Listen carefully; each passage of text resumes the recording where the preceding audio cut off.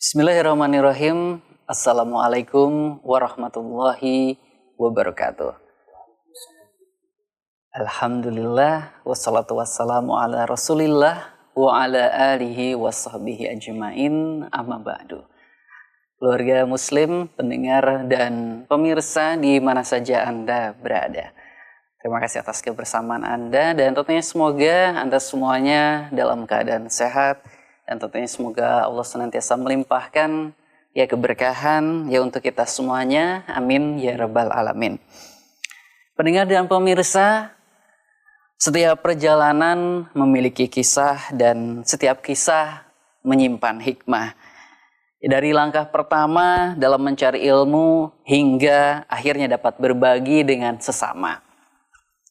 Ada perjuangan, pengorbanan, dan ketulusan yang menyertai setiap langkahnya.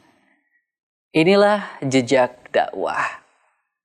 Sebuah perjalanan menelusuri kisah para ustadz, bagaimana mereka memulai, tantangan apa yang mereka hadapi, dan bagaimana ilmu yang mereka pelajari menjadi bagian dari kehidupan mereka dan juga bermanfaat bagi sesama.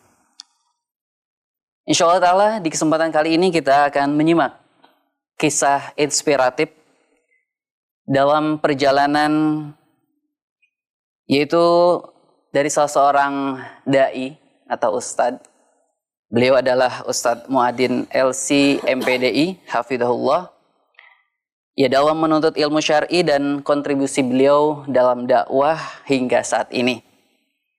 Ya, beliau merupakan Kabid Pendidikan di Yayasan As-Sunnah Cirebon dan juga merupakan salah satu narasumber di Radio Kita FM dan TV Sunnah. Semoga perjalanan kehidupan beliau ya terutama di dalam berdakwah ya dan menuntut ilmu bisa menjadi inspirasi dan motivasi bagi kita semuanya. Baik, kita sapa terlebih dulu Ustadz Muadin LC MPDI di kesempatan kali ini. Assalamualaikum Ustadz. Insyaallah sehat-sehat ya. Iya Ustadz, Masya Allah bisa berjumpa ya di kesempatan yang sangat baik ini Ustadz, untuk kita mengambil pelajaran, mengambil hikmah dari kisah perjalanan para da'i. Dan Alhamdulillah di kesempatan kali ini Ustadz bisa hadir ya di tengah-tengah kita dan insya Allah akan berbagi cerita dan perjalanan kehidupan Ustadz ya terutama dalam hal ketika dulu Ustadz menuntut ilmu agama Ustadz ya, sampai dengan mungkin sekarang Ustadz berkiprah ya dalam dunia dakwah. Baik Ustadz, mungkin kita flashback ke waktu Ustadz dulu mungkin masih kecil Ustadz ya. Bagaimana Ustadz dulu sekolah, bagaimana dulu Ustadz mungkin barangkali mondok ya, dan sampai mungkin juga Ustadz bisa seperti sekarang Ustadz ya, berkiprah di lembaga dakwah, Ustadz menyampaikan mungkin kajian-kajian, ceramah-ceramah, menjadi khotib Jumat, dan juga peran dakwah lainnya Ustadz di kegiatan-kegiatan dakwah terkhususnya di wilayah Cirebon dan sekitarnya. Mangga Ustadz. Iya, Assalamualaikum warahmatullahi wabarakatuh. Alhamdulillah wassalatu wassalamu ala Rasulillah wa ala alihi wa ashabihi wa man tabi'ahum bi ihsan ila yaumiddin, summa amma ba'du. Yang perlu kita kemukakan di sini adalah bahwasanya kita semua memiliki cita-cita ya, dan juga memiliki harapan dalam hidup ini. Yes, sir. Tetapi tentunya kita berharap Allah yang menakdirkan. Berapa banyak kita menghendaki sesuatu, menginginkan sesuatu, tetapi ternyata sesuatu yang kita harapkan, hendaki itu bisa jadi sesuai, bisa jadi tidak dengan apa yang kita harapkan. Dan Allah Subhanahu wa taala yang menentukan. Allah Ta'ala sebagaimana dalam firman-Nya, fa'alul lima yurid. Allah melakukan apa yang Dia kehendaki. Maka ibaratnya perjalanan menuntut ilmu saya ya. Saya dulu SD di SD kota ya, di SD negeri. Oh iya. Saya asli juga dari kota Ustaz. Saya asli dari kampung, asli kampung. Kabupaten. Kabupaten Oh, ya. iya. Saya hijrah ke kota gitu ya sama orang tua. Saya sekolah SD di SD, bisa sebutkan ya? Gak apa-apa Ustaz.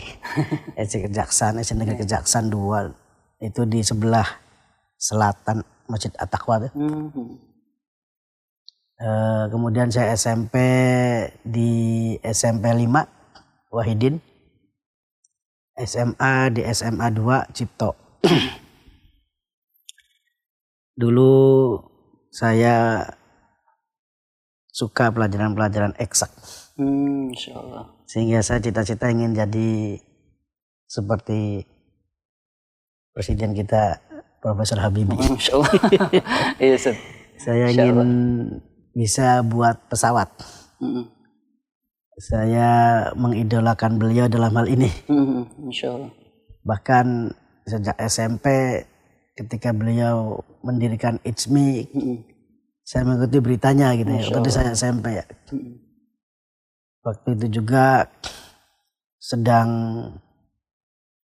saudara-saudara kita di Bosnia sedang di Kalau ada konflik. Iya. Nah, di situ timbul hamasah, maksudnya apa? Semangat beragama saya ya.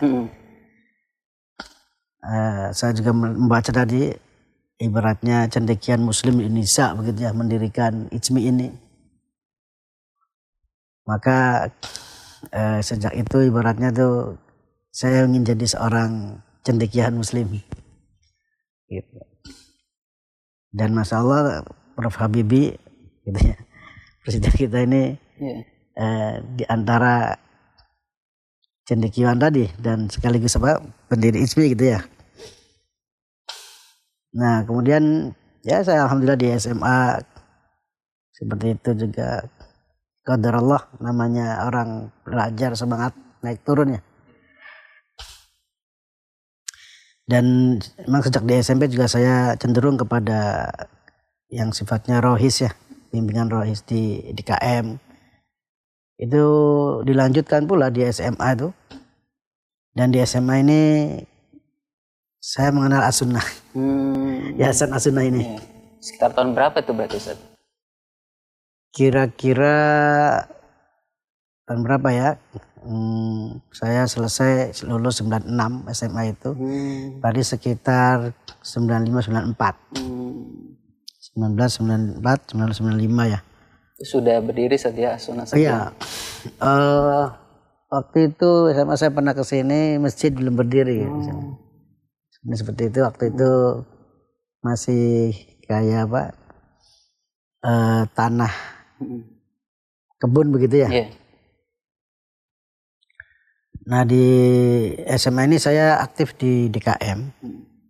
Nah, dari situ saya lihat anggota DKM itu orang-orang yang apa ya, orang-orang yang pinter gitu ya, dia dalam belajar itu. Saya lihat senior-senior saya di DKM itu orang-orang yang Masya Allah, ibaratnya kalau zaman sekarang kan dikatakan bintang pelajar gitu ya. Insya Allah. Iya, dan masalah emang sekarang juga mereka banyak yang jadi orang ibaratnya gitu dengan izin Allah Ta'ala. Nah dari situ kemudian kita punya DKM ini ya, punya jaringan gitu. DKM SMA sewilayah 3 Cirebon punya jaringan, punya pertemuan begitu ya. Setiap bulan kita berkumpul, namanya PG, Persatuan Gabungan SMA negeri dan swasta. Sehingga kita saling mengenal ya, dan waktu itu di akhir tahun di kelas 12 ya, kalau dulu kan kelas 3. Waktu itu selesai ujian nasional gitu ya. Waktu itu salah seorang ustadz sekarang ini teman kami gitu ya, teman saya gitu. Yang beliau juga aktif di DKM dari SMA lain, ini STM. Ustaz kita Ustaz Abdullah. Masya Allah. Beliau waktu di STM tuh tinggal di Asuna ini. Di Masjid Asuna gitu ya. Beliau mengajak untuk mondok. Iya. Nah, waktu itu ijazah belum keluar apa. Singkat cerita ya saya penuhi terima ajakannya gitu. Pondoklah saya di Jakarta waktu itu. Di pondok di Jakarta selama 2 tahun lebih ya di Itisam. Setelah itu saya daftar Lipia, alhamdulillah diterima di Lipia di program Iqdad Lugo, di Takmili sampai Syariah. Selesai saya 2006. Jadi saya 10 tahun di Jakarta. Masya Allah. Dari 96 lulus SMA sampai 2006 lulus Lipia. 10 tahun. Setelah selesai Lipia saya langsung pulang ke sini ke Cirebon, langsung bergabung dengan As-Sunnah. Seperti bulan Juli ya tahun 2006. Bergabung dengan As-Sunnah, mengajar dan berdakwah. 3 tahun atau ya ketika sekarang lebih 3 tahunan saya di As-Sunnah. Saya waktu itu masih tinggal sama orang tua di utara, di Cirebon Utara. Saya melanjutkan pendidikan di IAIN, Syekh Nurjati, yang sekarang UIN. Perjuangan saat ya. Sekarang UIN, Syekh Nurjati. Alhamdulillah selesai saya S2 dan belum melanjutkan lagi. Insya Allah. Terbentur kesibukan dan juga biaya. Dalam rentang-rentang itulah, di sela-sela itu saya berdakwah, walaupun saya menganggap bahwasanya apa yang saya lakukan dari hal mengajar adalah bagian dari dakwah. Mengapa?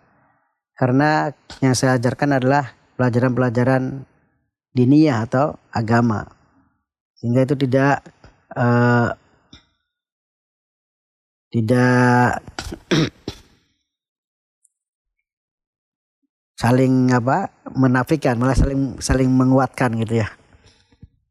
Mengajar juga saya di MA As-Sunnah begitu ya. Itu di MA As-Sunnah kita mengajarkan kitab-kitab para ulama dalam hal pelajaran diniyahnya, selain kita mengajarkan kurikulum Kementerian Agama. Jadi Masya Allah, alhamdulillah apa yang menjadi tugas saya di lembaga dengan kewajiban saya sebagai seorang muslim yang diberi oleh Allah Subhanahu wa taala ilmu atau sedikit ilmu dari agama Allah ini, saling mendukung dan saling menambah apa yang saya miliki dari ilmu gitu, pengalaman dan lain-lain. Itu kira-kira barangkali. Iya, Masya Allah Ustaz. Sangat menarik Ustaz ya, perjalanan Ustaz ya dalam menuntut ilmu. Yang memang dari beberapa Ustaz yang kemarin kita sempat dalam episode sebelumnya Ustaz ya, di program Jak Dakwah ini, mereka juga sama Ustaz. Mungkin tidak seperti sekarang Ustaz ya.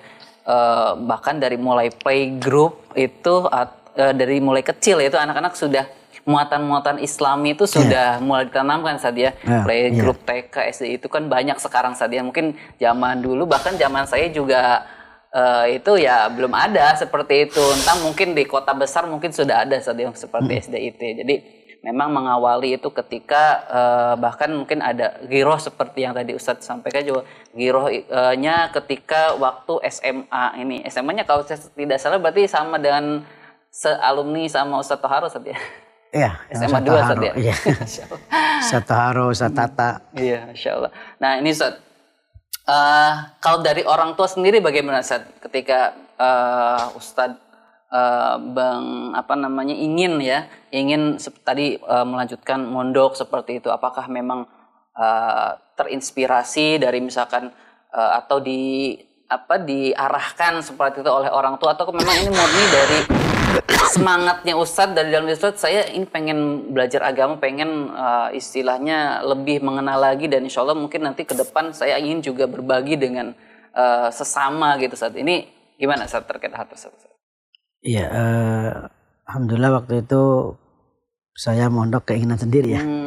Orang tua sikapnya menyerahkan pada anak. Alhamdulillah. Ibaratnya orang tua mau kita apa, beliau mendukung, rahimahullah. Dan tidak ada paksaan harus apa orang tua, enggak. Dan ini alhamdulillah penting juga ya, bahwasanya motivasi diri itu dalam segala apa yang kita cita-citakan, harapkan, penting ya. Motivasi diri selain yang utama adalah kita minta tolong pada Allah Subhanahu wa taala, berdoa agar apa yang kita mau itu berhasil. Berbeda dengan mungkin kebanyakan anak-anak sekarang kan ya. Sekarang sudah ibaratnya dari kecil, dari balita sudah diajari tentang agama Allah ini. Kalau kita dulu kan, saya sendiri apalagi di kampung nggak ada TK, bahkan di kota juga jarang ya waktu zaman dulu. Jadi saya langsung SD gitu ya. Bahkan masya Allah saya SD belajar ngaji itu ketika mau selesai kelas 6 baru belajar baca Quran gitu ya. Dan itu masya Allah sebagaimana orang tua zaman dulu bilang, nama itu bagian dari doa. Ya, nama bagian dari doa. Waktu itu saya guru agama saya di SD mengira saya bisa ngaji. Saya diikutkan lomba MTQ karena nama saya Muadin gitu. Ya, Masya Allah. Ketika dites saya nangis. Saya nggak bisa ngaji. Guru agama bilang, kamu namanya Muadin nggak bisa ngaji. Sejak itu saya ngaji di musola, dan orang bilang saya jadi anak langgar karena ibaratnya hidupnya dilanggar, tidur di situ. Musola lagi. Dan waktu itu saya tinggal di kabupaten, ya walaupun sekolah di kota, tinggal di kabupaten karena orang tua saya usahanya di kota, gitu ya. Nah dari situ ibaratnya saya ini mulai bergelut dengan masjid, dengan langgar gitu ya. Dan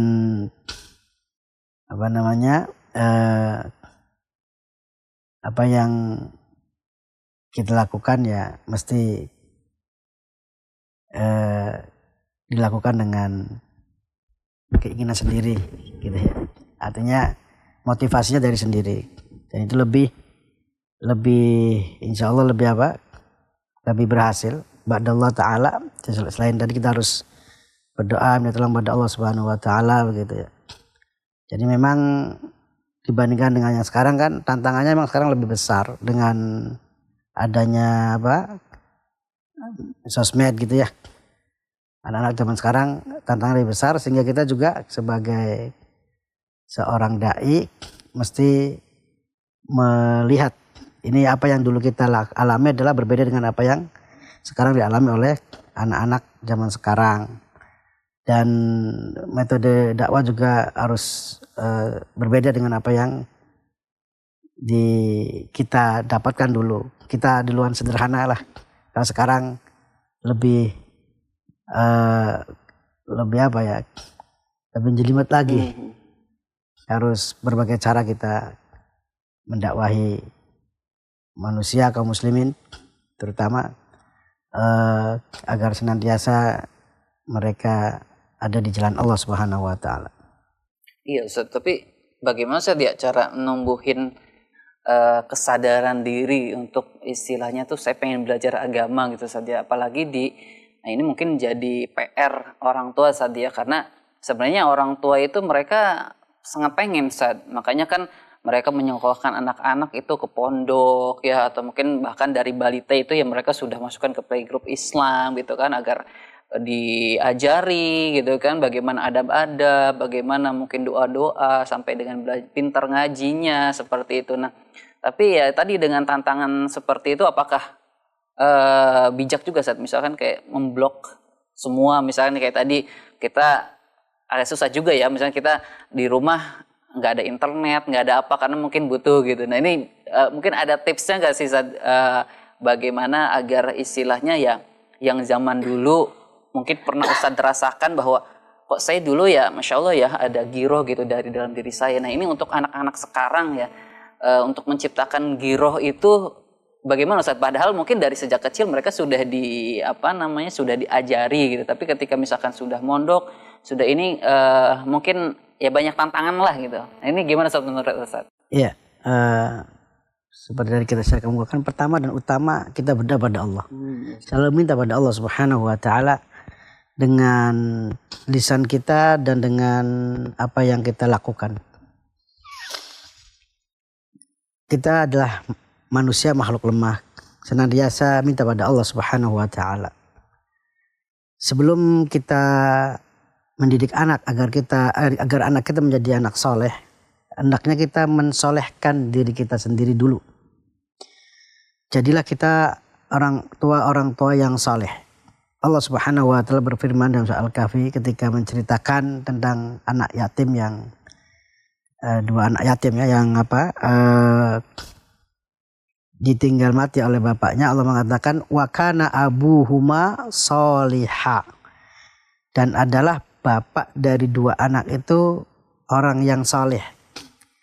Bagaimana Allah Subhanahu wa taala menjaga peninggalan bapak yang soleh ini untuk anaknya. Walaupun ibaratnya keadaan di dunia itu membahayakan peninggalan bapak ini untuk anaknya, tetapi dengan izin Allah terjaga. Maka perlu kita mensolehkan diri dulu. Ibaratnya kita harus menjadi orang yang soleh musleh. Seorang bapak, orang tua yang soleh bagi diri sendiri dan musleh, bisa mensolehkan anak kita dengan izin Allah. Pertama tadi dengan berdoa kepada Allah Subhanahu wa taala, meminta selalu ya, jangan bosan-bosannya kita berdoa pada Allah. Juga kemudian tadi kita mensolehkan diri sendiri dengan apa? Kita juga rajin ibadah kepada Allah. Perlihatkan kepada anak-anak kita bahwasanya bapaknya itu, orang tuanya itu, bapak ibunya adalah orang soleh.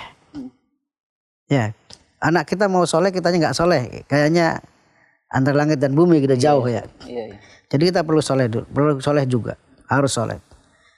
Ibaratnya kalaupun kita itu belum bisa melakukan suatu yang muslim harus melakukannya, karena dia seorang muslim. Contoh sholat 5 waktu, laki-laki di masjid misalnya.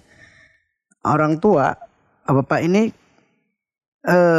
harus dia di masjid, biar anaknya sholat di masjid. Suatu pengalaman yang bagus ketika itu ketika kuliah ya, ada seorang teman, dia punya anak, kata dia, saya itu jarang di masjid, kata dia, sholatnya. Tapi kalau anak saya datang dari pondok, saya itu maksa-maksain untuk ke masjid. Itu nggak apa-apa, memang harus seperti itu. Dia perlihatkan kepada anak bahwa saya seperti ini. Ya, dan diharapkan dengan begitu dia juga walaupun tidak membiasakan kebaikan tadi, dalam hati juga dia harus membiasakan. Karena tadi dia harus mensolehkan diri sendiri dulu, gitu ya. Berjalan dengan itu juga dia mendidik anaknya dengan baik. Jadi pertama tadi berdoa pada Allah, lalu dia juga harus soleh pada diri sendiri sambil dia mendidik anaknya. Kemudian juga melakukan hal-hal yang sifatnya tarbiyah, pendidikan yang dia mampu. Seperti tadi, memang kita nggak bisa zaman sekarang melarang anak untuk apa? Tidak megang HP gitu ya. Karena apa? Dia akan nyolong-nyolong, nyuri-nyuri bagaimana buka HP itu. Cuman perlu dikendalikan, perlu diawasi begitu. Dan diberi senantiasa bimbingan. Di antara yang perlu diperhatikan oleh orang tua zaman sekarang adalah misalnya ya kalau dia nggak ngaji di luar, ngaji misalnya tiap hari anaknya harus ngaji nih. Ya. Hatta walaupun dia misalnya di sekolah ngaji. Di sekolah ngaji kayak di kita nih, alhamdulillah di kita dari TK sampai sampai perguruan tinggi di kita ada kan ya? Ada di kita tiap hari ngaji, baca Quran maksudnya, ngapalin Quran. Di rumah kalau anak itu adalah tidak mondok, usahakan ada ngaji dengan orang tua, baca Quran itu. Sebagai apa? Sebagai untuk menciptakan lingkungan di rumah itu adalah bahwasanya di rumah ini bukan sekedar makan, kumpul orang tua dengan anak, tapi ada apa? Ada halaqah ilmu gitu ya. Tiap hari anak tuh baca Quran dengan kita yang ngajari mereka, begitu. Itu menciptakan suatu bi'ah, lingkungan, bahwa lingkungan kita ini rumah tangga ini baik. Di situ ibunya sholat di rumah, bapaknya sholat di masjid, bapak dan ibunya mengajari anak ngaji. Sehingga anak itu dengan izin Allah dia terbentuk dengan akhlak yang baik. Ada wazi'dini, ada tadi giroh agama gitu ya. Tentunya juga orang tua harus menjaga pergaulan anak. Pergaulan anak dilihat, diawasi begitu. Sehingga anak itu terkontrol sebisa mungkin. Orang tua jangan sampai dia sibuk cari nafkah, ya cari dunia, walaupun itu juga buat keluarga, insya Allah berpahala. Jangan lupa anak juga diawasi, anak dididik. Jangan sampai lupa begitu ya. Karena apa? Jangan sampai orang tua sibuk cari nafkah, lalu dia anaknya nggak diurus.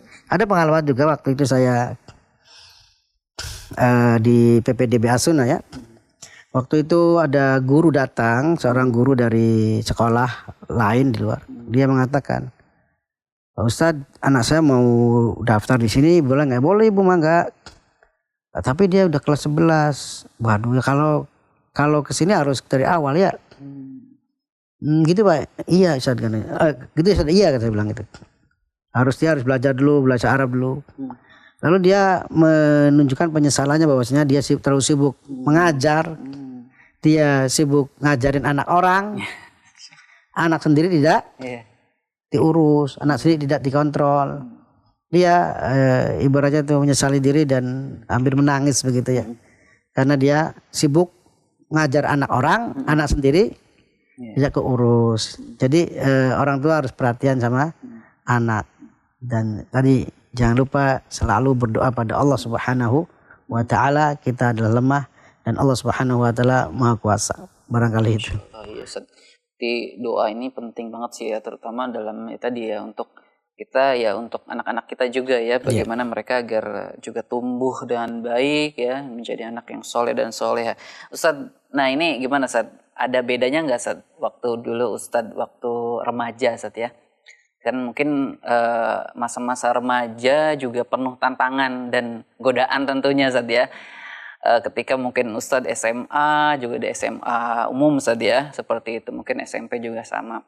Nah dibandingkan dengan di zaman sekarang gitu Ustadz, dan mungkin Ustadz juga bisa melihat perbedaan jauh ya antara dulu dan sekarang kondisinya gitu.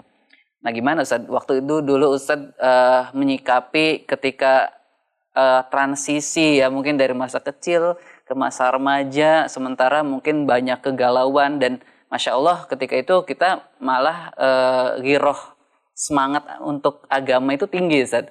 Nah dibandingkan dengan teman-teman gitu kan yang lain, bagaimana Ustadz? Dan pengaruh lingkungannya mungkin bagaimana Ustadz memilih teman-teman yang baik juga Ustadz? Yang mungkin tadi Ustadz juga ikut rohis seperti itu. Nah ini bagaimana Ustadz? Iya,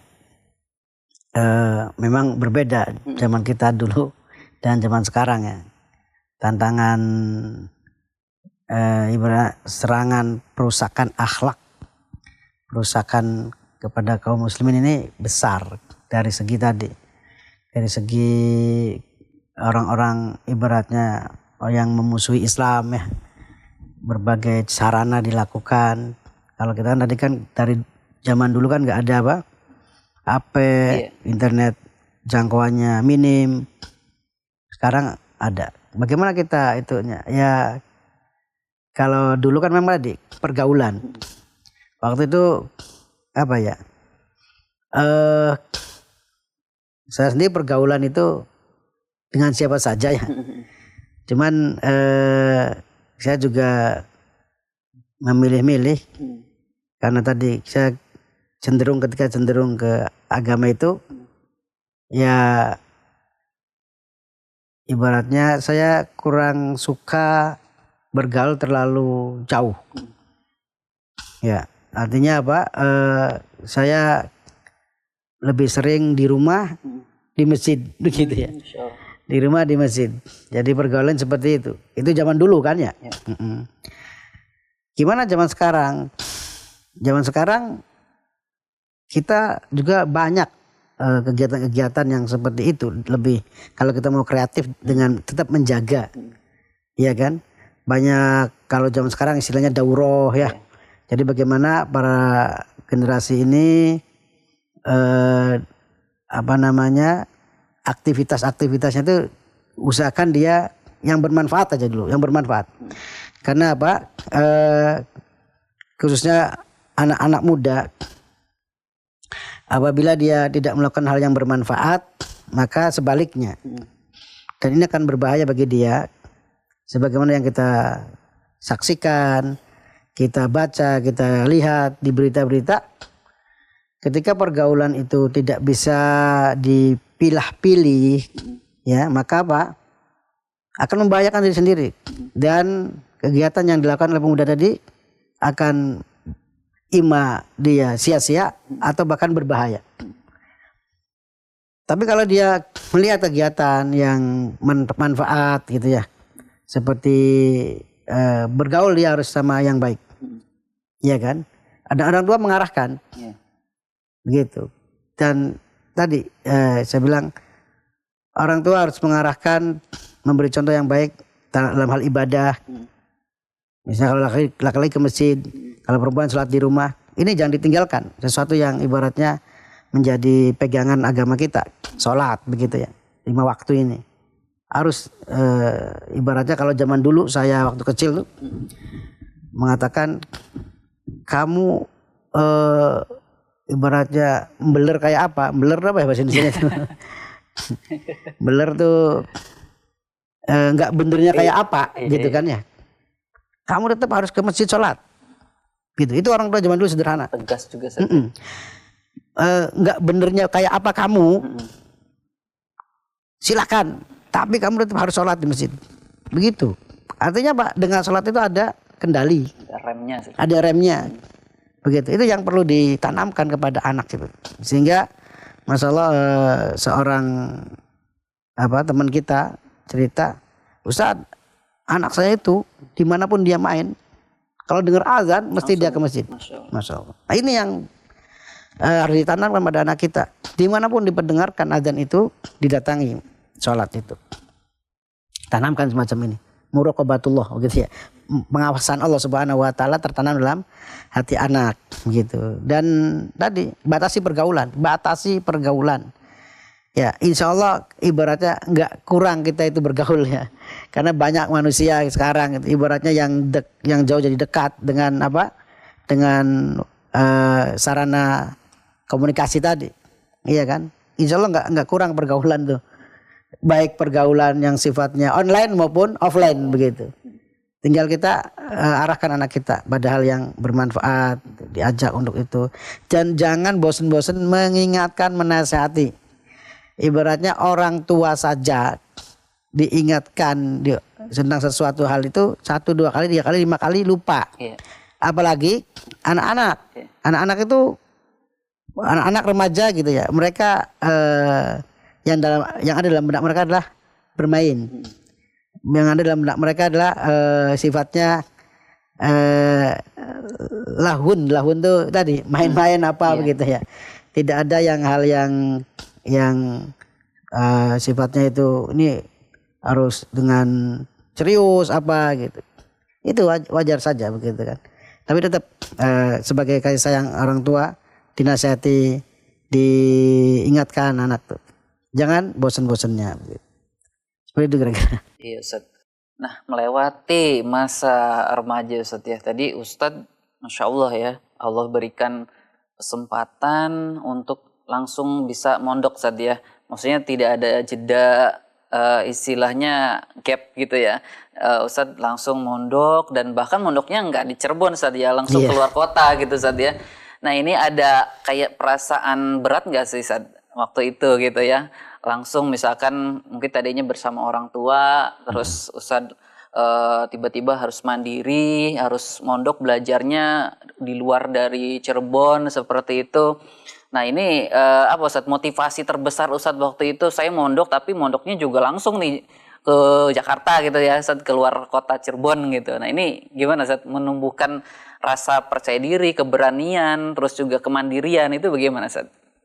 Iya, waktu itu yang ada dalam benak saya adalah saya harus cari ilmu. Saya harus melanjutkan pendidikan saya. Begitu. Dan itu juga perlu ditanamkan kepada remaja zaman sekarang. Jangan berhenti cari ilmu. Ya, jangan berhenti mencari ilmu. Jangan berhenti sekolah ibaratnya ya. Dalam hal ini sekolah maksudnya kuliah juga. Kenapa? Karena masa-masa semangat itu ada masa-masa turun. Gunakan kesempatan semangat itu untuk selalu begitu. Untuk apa? Selalu hal yang bermanfaat tadi. Sebelum tibanya masa dia down, jatuh begitu ya semangatnya. Karena apa? Namanya manusia hidup itu bisa jadi dia ada musibah, sakit apa kan ya. Dan dia perlu juga memahami bahwasanya zaman sekarang apalagi gitu ya. Kita itu harus memiliki ijazah gitu ya. Untuk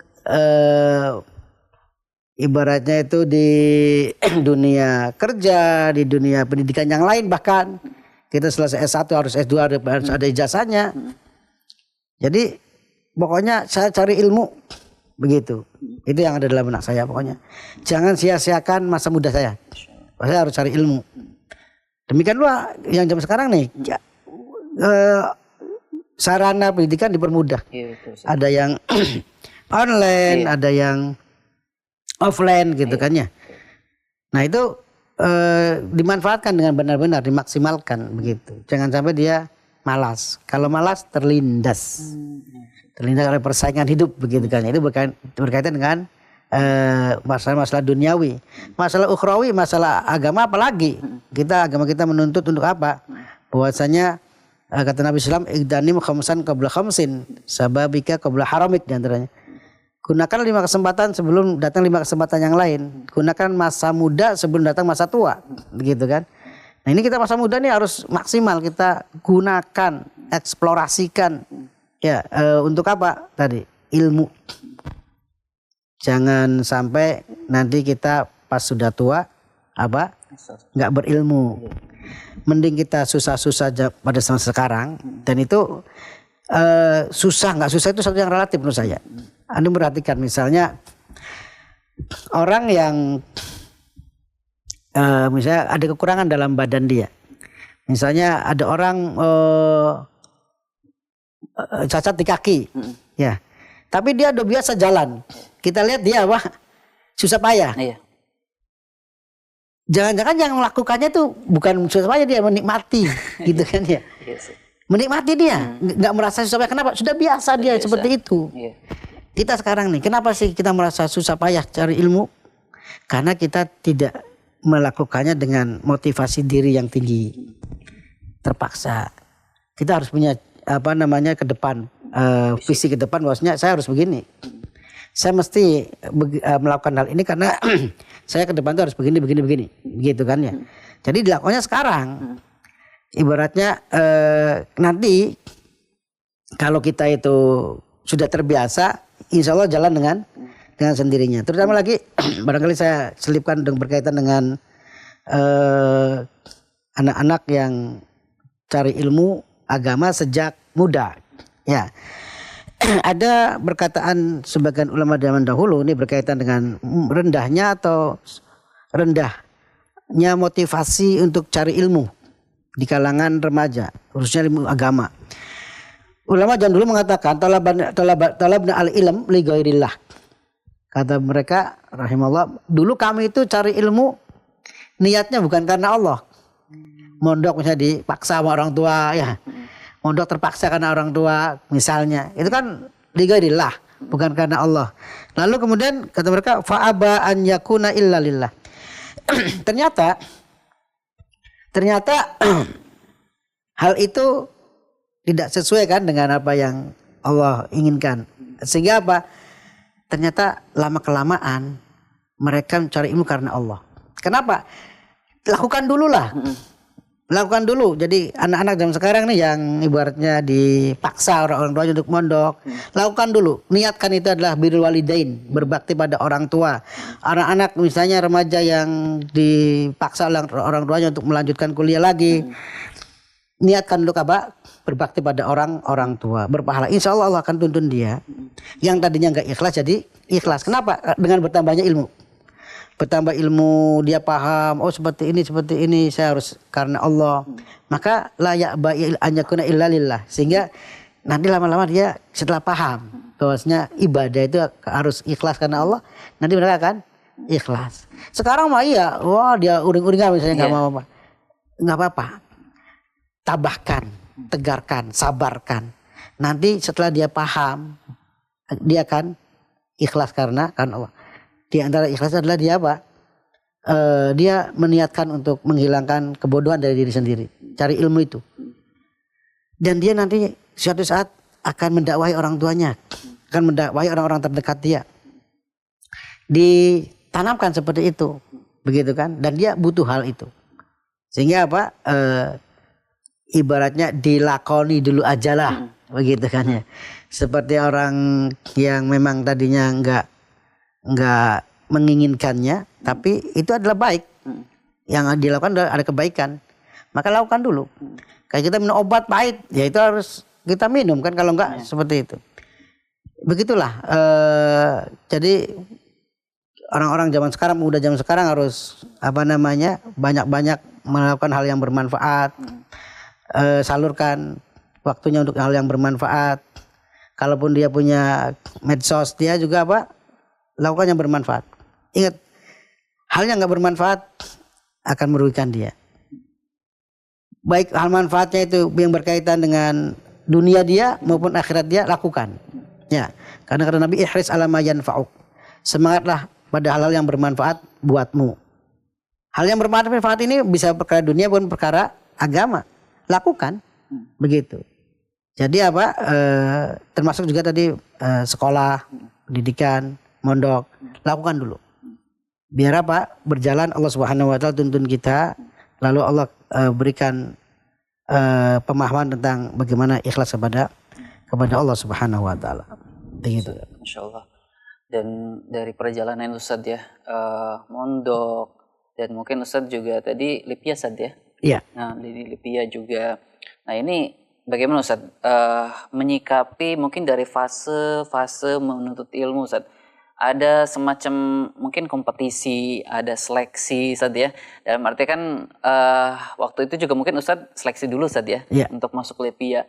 Nah ini gimana Ustadz menyikapi kompetisi ya? Kadang kalau remaja itu sekarang itu kadang mudah galau, kadang diterpa sesuatu aja kayak aduh meleot gitu Ustadz, aduh putus asa gitu. Nah waktu itu gimana Ustadz menjaga Ustadz tadi semangat selain niat dari dalam diri usaha apa Ustadz, effort apa gitu Ustadz yang mungkin Ustadz lakukan, apakah belajarnya itu semalaman gitu atau bagaimana Ustadz, sehingga Ustadz mungkin kan juga yang daftar ke Livia itu banyak Ustadz ya, seluruh Indonesia gitu Ustadz ya, Ustadz bisa masuk ke sana, belajar di sana sampai dengan lulusnya gitu Ustadz. Nah ini gimana Ustadz, apa pelajaran juga yang bisa kami ambil Ustadz dari perjalanan Ustadz waktu kuliah itu Ustadz? Di antara yang saya alami dulu itu adalah saya bagaimana bergaul dengan orang-orang yang rajin, biar terpacu dan termotivasi. Kalau sekarang memilih circle itu penting saja. Iya, penting sekali. Dan masalah ada pengalaman teman saya juga yang sebaliknya begitu ya. Ketika saya melihat teman-teman saya itu rajin, saya terpacu dan termotivasi, saya harus seperti mereka. Saya masa kalah sama mereka gitu loh. Dan seperti tadi yang Anda bilang, saya pernah ibaratnya mau ujian gitu ya, sampai hampir nggak tidur gitu. Karena apa, waktu itu dulu di Libya itu ada program takmili untuk ke syariah, itu program syariah itu harus nilainya sekian, dan ada di situ kalau misalnya nilai sekian nggak usah ujian. Nah, saya mau mencapai itu tuh, nggak ujiannya saya sampai nggak tidur gitu loh, ibaratnya nggak tidur. Dan itu ya perlu kita lakukan sekali-kali kan, nggak setiap hari lah, sekali-kali. Dan saya alhamdulillah apa yang saya inginkan tercapai gitu. Saya nggak tes lagi gitu. Karena ya tadi ya dimaksimalkan. Setelah itu baru tidur gitu. Walaupun itu ya kalau ada yang bisa nggak seperti itu, ada lebih baik lagi ya bagus. Tapi kalau setiap kita kan mengetahui kemampuan kita ini kurang nih, maka saya harus maksimal. Begitu kan. Dan ini suatu yang baik, maka saya berusaha semaksimal mungkin. Tadi karena saya juga ya waktu itu sama teman-teman yang lain yang pintar-pintar itu gitu kan ya, murojaah belajarnya, mengulang pelajarannya begitu. Dan saya masya Allah punya teman dulu SMA, dia masya Allah qadarullah bergaul dengan teman-teman yang nggak baik, sehingga dia efeknya nggak baik juga pada dia, begitu. Maka dari sini tadi yang saya tekankan, pergaulan perlu diperhatikan juga. Anak-anak itu setiap kita gitu ya harus melihat pada dirinya apakah model orang yang mudah terbawa atau malah model orang yang bisa mempengaruhi. Kalau mudah terbawa harus filternya sangat bagus gitu, filter dia jangan sampai bergaul salah. Tapi kalau dia model orang yang bisa mempengaruhi, silakan. Ya, bergaul dengan orang yang nggak baik, misalnya dia bisa mempengaruhi agar orang itu baik, bagus. Mengajak saja. Iya, mengajak. Tapi kalau enggak, cari selamatkan diri. Cari pergaulan yang baik. Jangan sampai dia menyesal. Seperti ya teman saya ini, masya Allah. Alhamdulillah dia mulai mulai komunikasi dengan kita. Gitu. Semoga aja Allah Subhanahu Wa Taala memperbaiki keadaannya. Jadi intinya untuk hal-hal tadi kita harus lihat diri kita dan kita menempatkan pada posisi kita sendiri. Hal-hal yang kita perlu motivasi dari orang lain lakukan, begitu. Jadi bergaul dengan orang-orang yang baik. Baik Ustaz. Nah setelah lulus Ustaz ya dari Libya itu apa Ustaz motivasi Ustaz waktu itu, bahkan ya sebenarnya setelah itu Ustadz masih menempuh jalur S2 Ustadz ya, setelah lulus dari Libya itu. Nah setelah lulus dari Libya tersebut, apa Ustadz motivasi Ustadz untuk bisa terjun ke masyarakat Ustadz? Gabung di lembaga dakwah, ya di As-Sunnah ini, di Yayasan As-Sunnah gitu Ustadz. Atau mungkin ingin di jalur dakwah lah seperti itu. Nah ini gimana Ustadz mengambil istilahnya Ustadz pilihan ya untuk berperan di jalur dakwah ini bagaimana Ustadz? Ibaratnya kita zakatul ilm ya. Kalau zakat kan wajib gitu.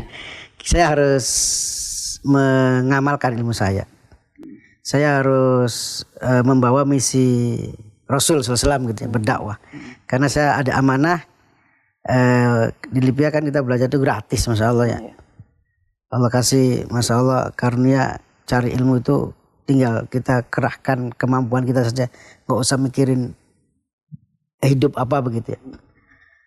Sehingga ada tanggung jawab besar dalam diri saya harus menyebarkan ilmu ini. tanggung jawab saya, gitu kan, tanggung jawab pribadi saya, dan ingin kontribusi kepada umat ini dengan apa yang saya miliki dari ilmu, begitu. Dan juga kelanjutan pendidikan tadi juga bermanfaat insya Allah buat saya sendiri dan juga bagi orang-orang yang ataupun lembaga, bahkan lembaga yang saya ada di dalamnya, begitu. Sehingga motivasi tadi tuh menjadi pemicu bagi saya untuk selalu juga menambah ilmu saya juga kan ya. Sebagaimana dulu dosen-dosen kami itu di sana mengatakan, kami hanya memberi kunci pada kalian. Silakan kalian buka dengan kunci tadi literatur para ulama, begitu kan. Kami hanya beri kunci. Kami bukan ulama, kami hanya pengajar.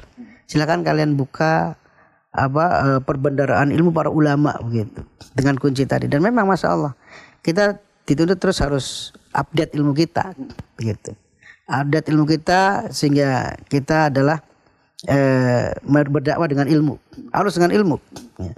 Kalau orang-orang pendidikan mengatakan guru kalau nggak belajar nggak ngajar, gitu. Artinya maksudnya apa? Guru itu harus update ilmu. Kalau nggak update maka ilmunya bisa kalah sama anak didiknya, gitu kan ya. Jadi harus belajar terus. Dan alhamdulillah kita ya, saya nih mengambil dari pelajaran dari dulu dosen-dosen kami itu, bahwasanya harus selalu belajar dan mengajarkan. Ya, apa yang saya punya harus diajarkan ke umat ini sebagai tanggung jawab bahwasanya Allah kasih kita amanah ilmu, harus disampaikan. Motivasi semacam ini menjadi ibaratnya apa ya, bahan bakar yang hampir-hampir nggak pernah habis. Untuk apa? Bersemangat menebarkan ilmu ini. Jangan membiarkan saudara kita tanpa kita dakwahi, begitu. Yang terdekat maupun yang terjauh, sehingga kita bisa mendakwahi mereka dengan motivasi bahwa saya menyebarkan ilmu kita, menyebarkan ilmu yang ada pada saya, dan semoga saja ini juga bisa menghilangkan kebodohan pada diri saya sendiri. Karena berapa banyak ketika kita berdakwah ya, mengisi kajian apa tuh, Allah bukakan pemahaman-pemahaman, Allah bukakan ilmu-ilmu, dan semoga saja itu bagian dari apa yang Allah firmankan, wal yattaqullah wa yu'allimukumullah, wattaqullah wa yu'allimukumullah. Bertakwalah pada Allah, niscaya Allah mengajarimu. Dalam surah Al-Baqarah itu ya, di ayat Dain kalau nggak salah gitu. Jadi kita saya sendiri semoga saja apa yang saya lakukan ini bagian dari takwa pada Allah, dengan harapan Allah selalu mengajari saya, begitu. Iya Ustaz, selanjutnya mungkin ketika Ustaz sudah berkiprah di masyarakat Ustaz ya, dalam jalur dakwah ya untuk kaum muslimin. Nah mungkin di akhir-akhir ini tantangan paling besar apa Ustaz? Dan bagaimana mungkin solusinya?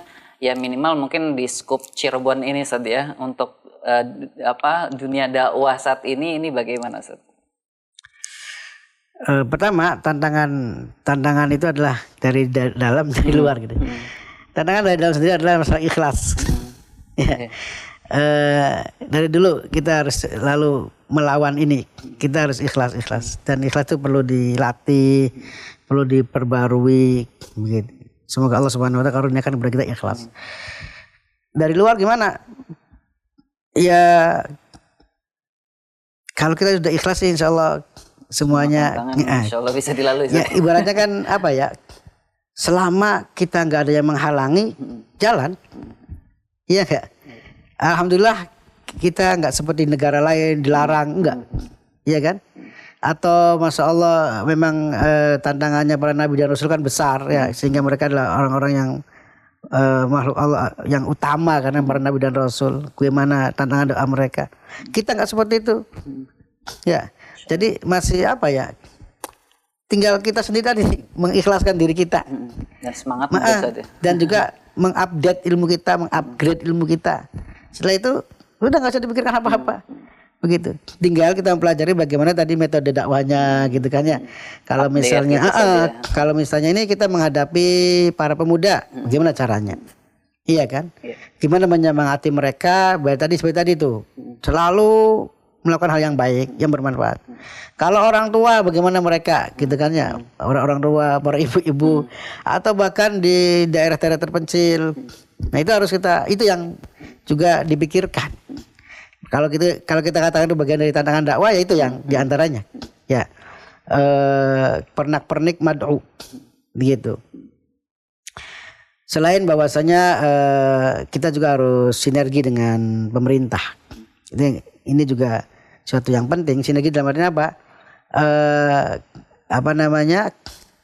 Jangan sampai kita berseberangan dengan pemerintah, karena ini adalah kita itu ingin menciptakan negeri yang baldatun thayyibatun wa rabbun ghafur begitu ya.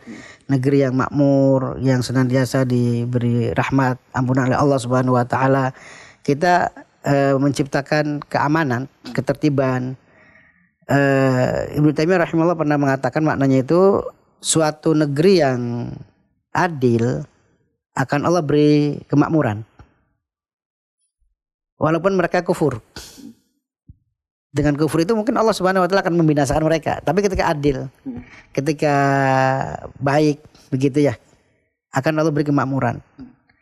Nah, di antara menciptakan ini nih, kita sebagai dai harus berkontribusi memberikan pencerahan kepada masyarakat bahwasanya keadilan pemimpin itu dengan dahulu oleh keadilan kita. Kebaikan pemimpin adalah dari rakyatnya. Seperti kata Imam Ahmad bin Hanbal rahimahullah, maknanya bahwasanya kalau kita ingin pemimpinnya baik, kita perbaiki diri dulu. Kalau pemimpin itu adalah tidak baik, itu adalah dari masyarakat yang tidak baik. Jadi kita mendakwai masyarakat dulu. Bagaimana mereka terdakwahi, dan ingat kita nggak usah memikirkan saya telah berdakwah tapi nggak ada hasilnya gitu. Enggak, ada hasilnya insya Allah. Bisa jadi orang-orang sekarang tidak mengambil perkataan kita, bisa jadi generasi berikutnya begitu kan ya. Sebagaimana para nabi dan rasul juga seperti itu. Mereka didustakan oleh kaumnya, ternyata keturunannya beriman kepada Allah begitu. Itu motivasi kita selalu untuk senantiasa ada di jalan dakwah gitu. Wallahu a'lam. Baik Ustaz, mungkin terakhir Ustaz ya, karena waktu kita harapan Ustaz. Apa yang Ustaz harapkan dari mungkin perjuangan Ustaz ya, pengorbanan Ustaz ya, dari awal sampai mungkin saat ini ya, di jalan dakwah yang Ustaz sedang jalani saat ini, dan mungkin pesan Ustaz terakhir, pesan yang ingin Ustaz sampaikan kepada kaum muslimin, terutama mungkin generasi muda yang ingin menempuh jalan dakwah atau mungkin saat ini juga sedang berusaha menjalani ya, daripada mungkin menuntut ilmu seperti itu, bahkan mungkin atau yang sekarang sedang meniti di jalan dakwah juga. Silakan Ustaz. Harapan saya dari apa yang saya lakukan adalah semoga saya termasuk orang-orang yang berkontribusi dalam agama Allah Subhanahu wa taala ini. Walaupun ibaratnya setetes air di lautan yang sangat luas, atau bahkan setengah tetes atau sepermili tetes gitu ya. Ala kulli hal yang saya lakukan adalah saya berusaha untuk memberikan kontribusi pada agama Allah ini, dan semoga Allah ampuni saya. Semoga Allah Subhanahu wa taala selalu membimbing saya dan juga keluarga saya. Dan juga bahwasanya apa yang saya lakukan ini belum apa-apa dibandingkan dengan generasi terdahulu. Para mujahid, para ulama yang mereka mempertahankan agama dengan kehormatan, dengan darah, dengan harta mereka ya. Apa yang saya lakukan gak ada apa-apanya. Kemudian pesan saya adalah bahwasanya apa yang orang-orang yang ingin terjun dalam dakwah, yang perlu dia persiapkan adalah hendaknya dia bekal dengan ilmu, berbekal dengan ilmu. Karena Nabi sallallahu alaihi wasallam itu kata Allah Subhanahu wa taala menceritakan apa yang kata Nabi, hadhihi sabili, ini adalah jalanku. Gitu ya. Ad'u ilallah ala basiratin ana wa man ittaba'ani. Aku menyeru ke jalan Allah di atas basirah, di atas ilmu. Dan juga orang-orang yang mengikutiku pun demikian, di atas ilmu. Berbekal dengan ilmu.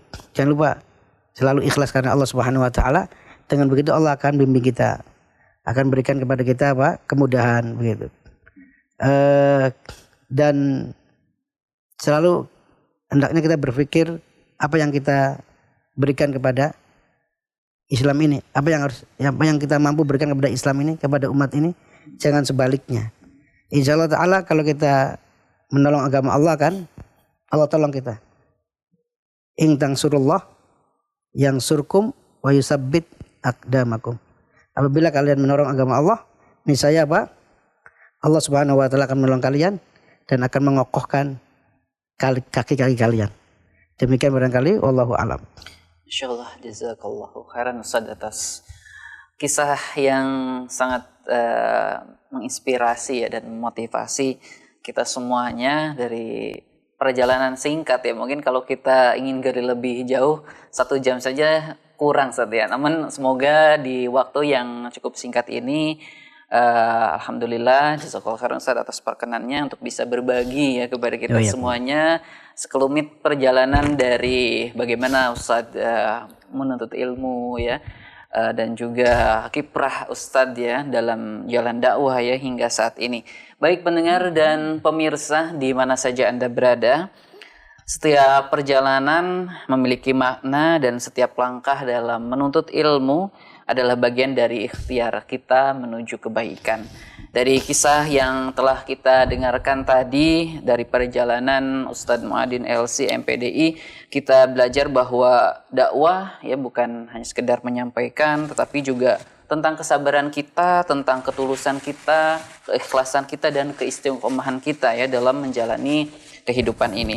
Dan tentunya semoga perjalanan yang tadi telah disampaikan oleh Ustadz ya menjadi inspirasi bagi kita semuanya dan untuk terus belajar dan berbuat baik ya sesuai dengan kemampuan kita.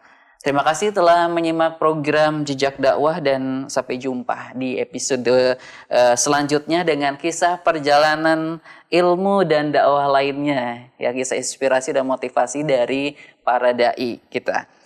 Ya kita tutup ya. Subhanakallahumma bihamdika asyhadu alla ilaha illa anta astaghfiruka wa atubu ilaik. Wassalamualaikum warahmatullahi wabarakatuh. Waalaikumsalam warahmatullahi wabarakatuh.